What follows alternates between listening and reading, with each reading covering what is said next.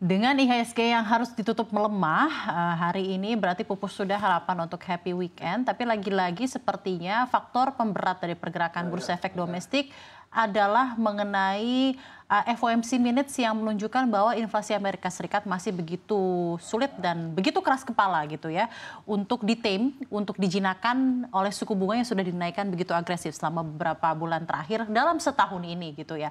Dan juga ada data menarik mengenai indeks harga produsen Amerika Serikat atau Consumer Price Index yang sepertinya juga belum menunjukkan ada tanda-tanda cooling down. Nah, seperti apa kira-kira sentimen ini juga mempengaruhi pergerakan dari bursa efek domestik, Sasa?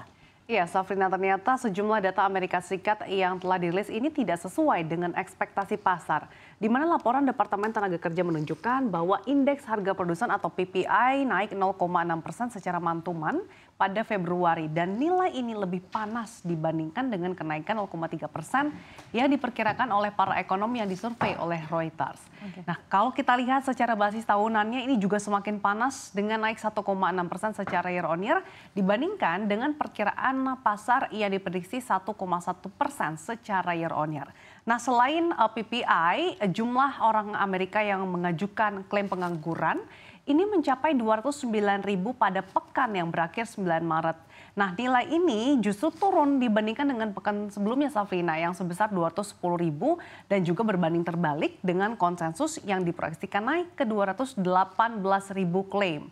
Nah, data-data inilah yang secara overall gitu ya menunjukkan kalau kayaknya ekonomi Amerika Serikat masih tangguh atau masih solid.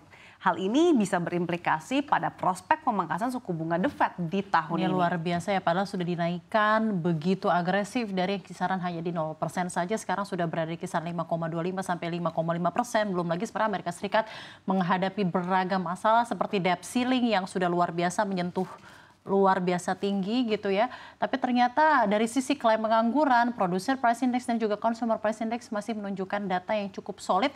Dan ini semakin memberi kekhawatiran pada pelaku pasar seluruh dunia kapan nih kira-kira The Fed akan menurunkan suku bunganya. Sampai kapan di PHP-in gitu ya pelaku pasar, kapan nih benar-benar akan bisa terjadi cut rate yang akan menunjukkan hal-hal yang signifikan gitu ya untuk pasar keuangan seluruh dunia. Nah, sekarang mungkin kita ke makroekonomi Indonesia gitu ya, Sasa. Neraca perdagangan Indonesia ya sepertinya ini sudah diperkirakan gitu ya oleh para pelaku pasar di mana kembali lagi surplus dan ini sudah ke 40 berapa bulan ya? 46 bulan beruntun. Ini suatu milestone yang juga berhasil dan patut kita apresiasi gitu ya untuk makroekonomi Indonesia.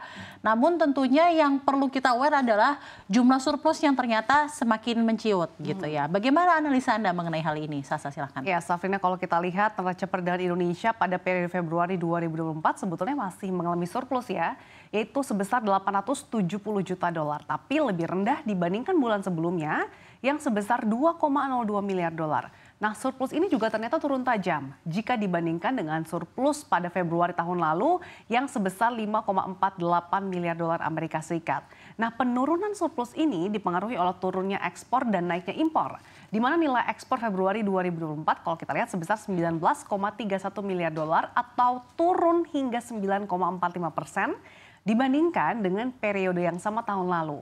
Di saat yang sama, Safrina, impor justru melesat tajam, di mana impor migas Februari 2024 bahkan mencapai 2,98 miliar dolar.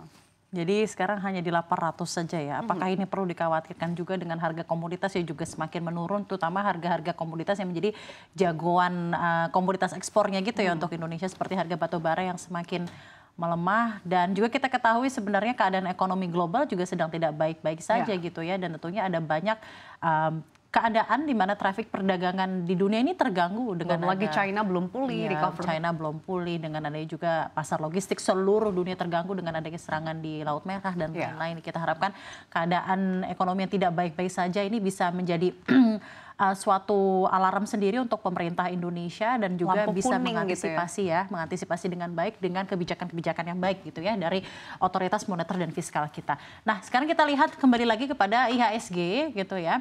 Kita ketahui bahwa hari ini di mana akhirnya harus melemah begitu dalam, lebih dari 1% untuk IHSG ini dipengaruhi oleh saham-saham perbankan atau finansial yang memang terkoreksi cukup dalam gitu ya.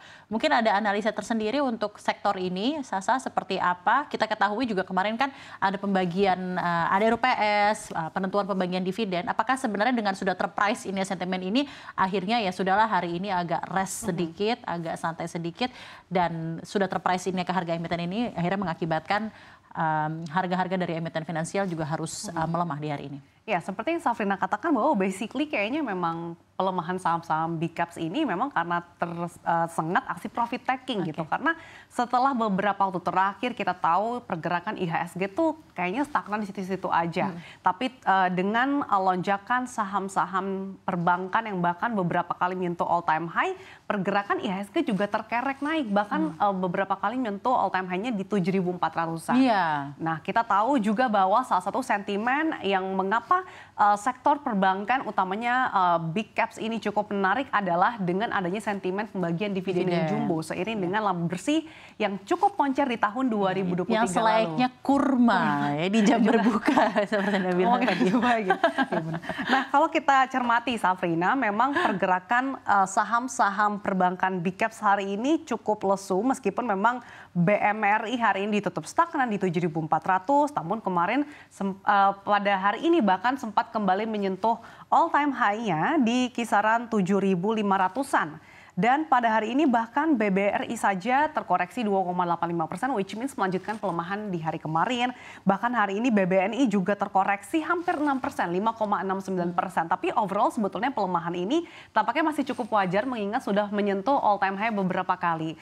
Dan berbicara soal dividen gitu ya. Nah, ini memang beberapa saham perbankan big cap ini akan membagikan dividennya di mana BMRI ini misalkan kumdetnya itu minggu depan di 19 Maret di mana mereka akan membagikan dividen sebanyak Rp353,96. Kemudian per saham, BBRI betul 13 Maret sebesar 319, BBNI 14 Maret atau sudah lewat yaitu Rp280 dan juga BBC akan bagikan dividen Rp270. Jadi memang mungkin ada beberapa pelaku pasar yang sudah melakukan aksi profit taking atau mungkin untuk menghindari beberapa dividen trap gitu ya. Mengingat biasanya nih kalau menjelang cum date saham-saham ini akan dilepas oleh investor untuk mengambil aksi profit taking.